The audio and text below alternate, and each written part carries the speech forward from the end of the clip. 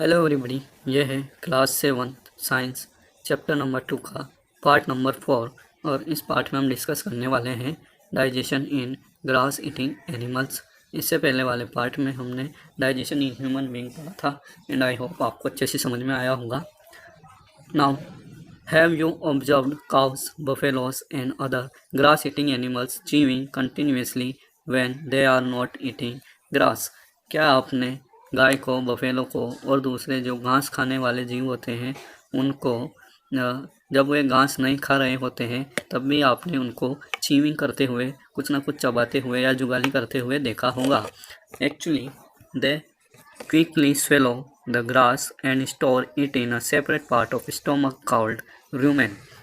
तो वास्तव में घास खाने वाले जानवर क्या करते हैं, पहले घास को वो बहुत जल्दी से वो स्वेलो कर लेते हैं, निगल लेते हैं बिना ठीक से चबाए, और उसको वो उनके स्टोमक में एक और एक्स्ट्रा पार्ट पाया जाता है जिसे रूमेन कहते हैं, उसमें स्टोर कर लेते हैं। ठीक है, रूमेन जैसा पार्ट हमने ह्यूमन डाइजेस्टिव सिस्टम में नहीं पढ़ा था।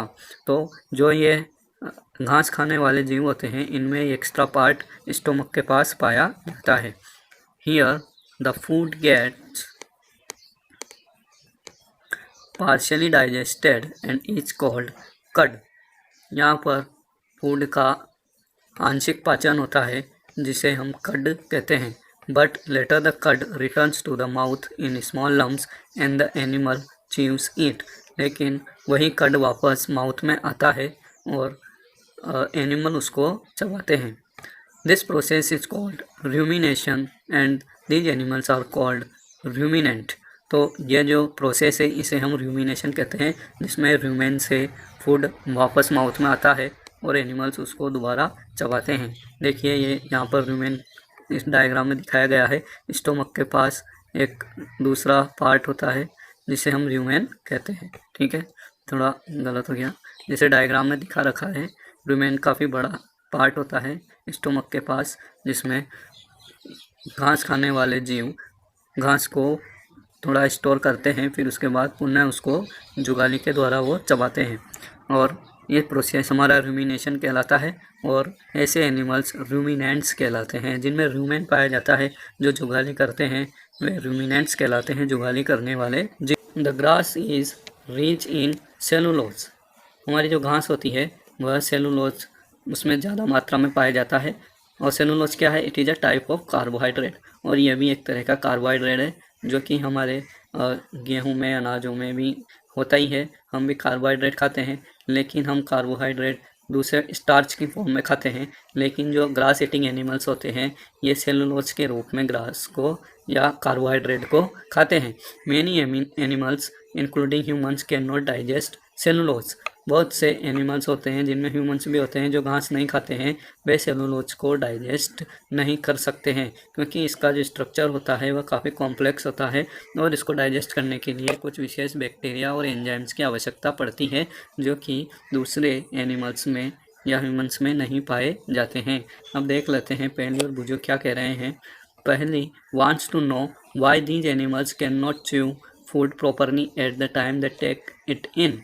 पहली जानना चाहती है कि वे एनिमल्स जब भोजन खाते हैं या घास खाते हैं तब वे उसको प्रॉपरली क्यों नहीं चबा पाते हैं, उसको च्यू क्यों नहीं करते हैं। तो बुझो कहता है, Boojho wants to know why we can not digest cellulose like the cattle do.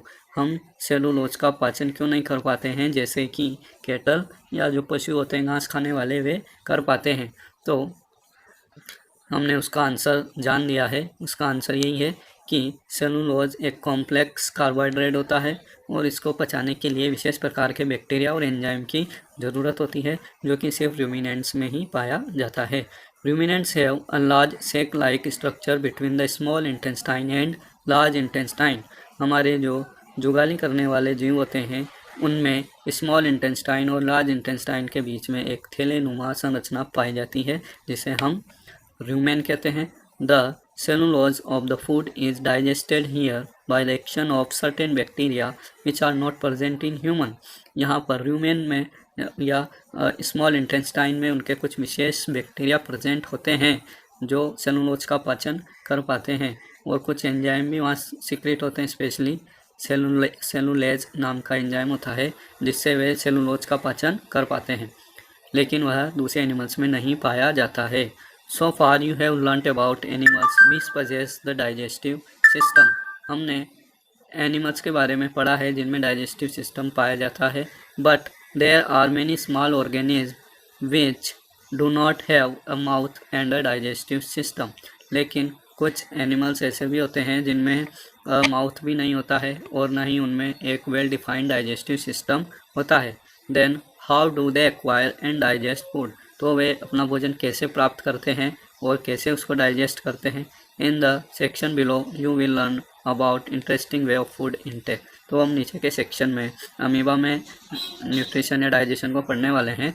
उससे पहले हम ऊपर एक हमारे बॉक्स दिया गया है, ये काफ़ी इंपॉर्टेंट है इसलिए हम इसको पढ़ लेते हैं एक बार। इसमें दिया गया है डायरिया।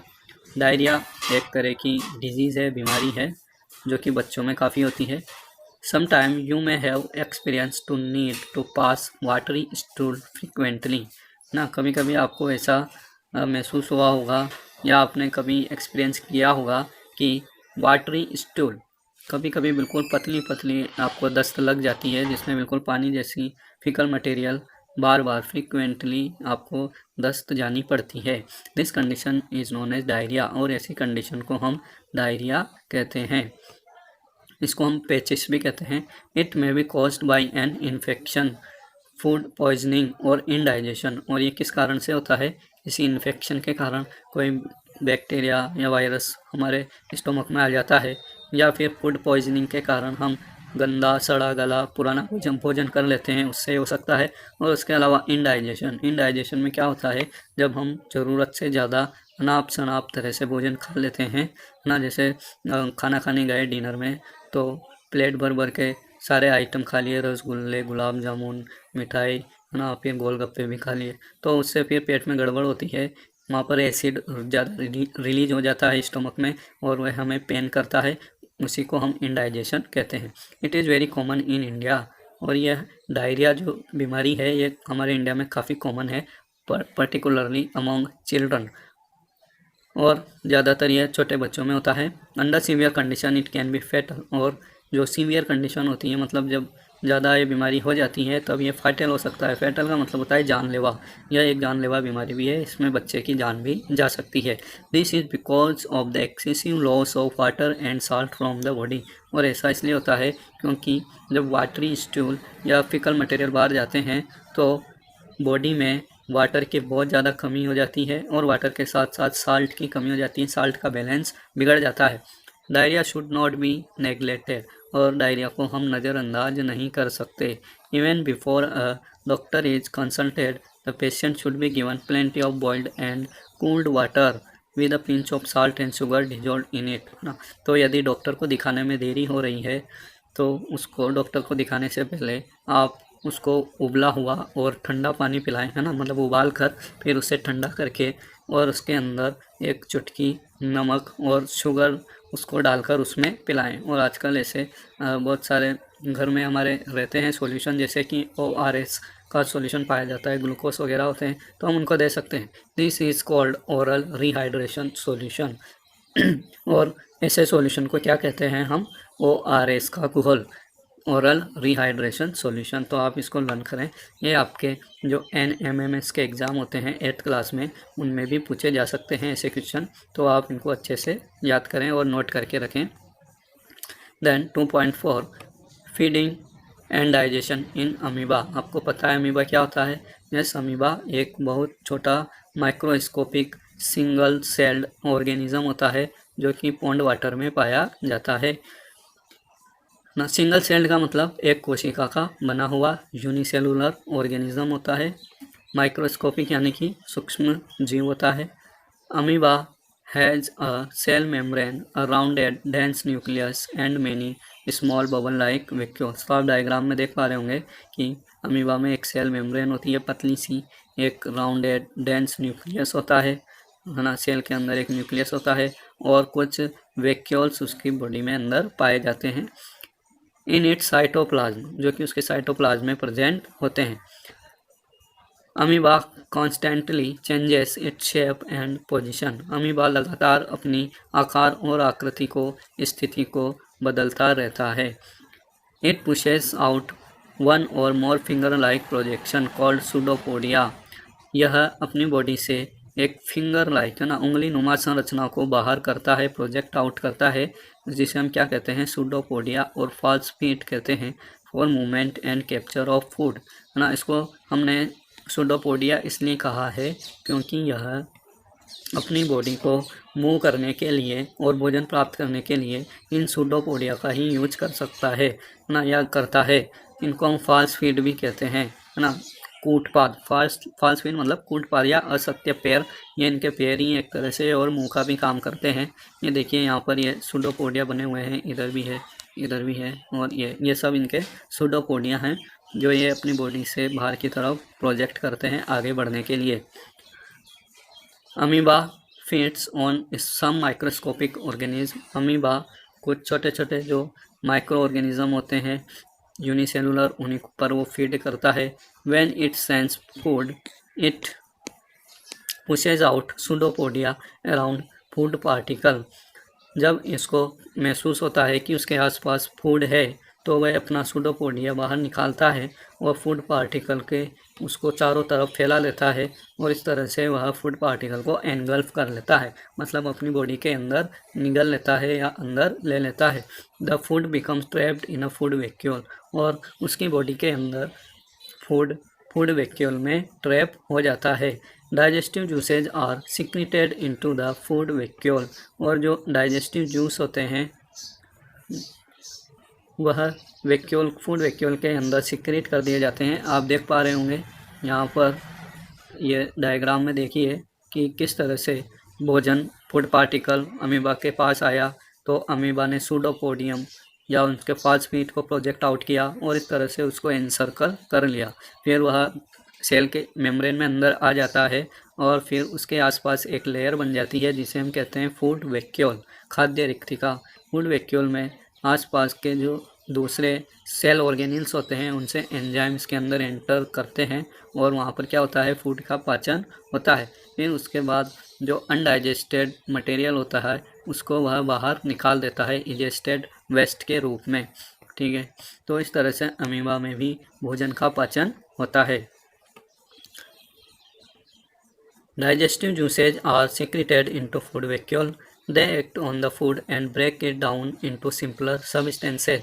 वे भोजन का पाचन करते हैं और उसको बिल्कुल सरल पदार्थों में, सिंपल सब्सटेंसेज में तोड़ते हैं। Gradually the digested food is absorbed, और धीरे धीरे जो पचित भोजन होता है उसका अवशोषण होता है। अवशोषण हमने ह्यूमन डाइजेशन में भी पढ़ा था।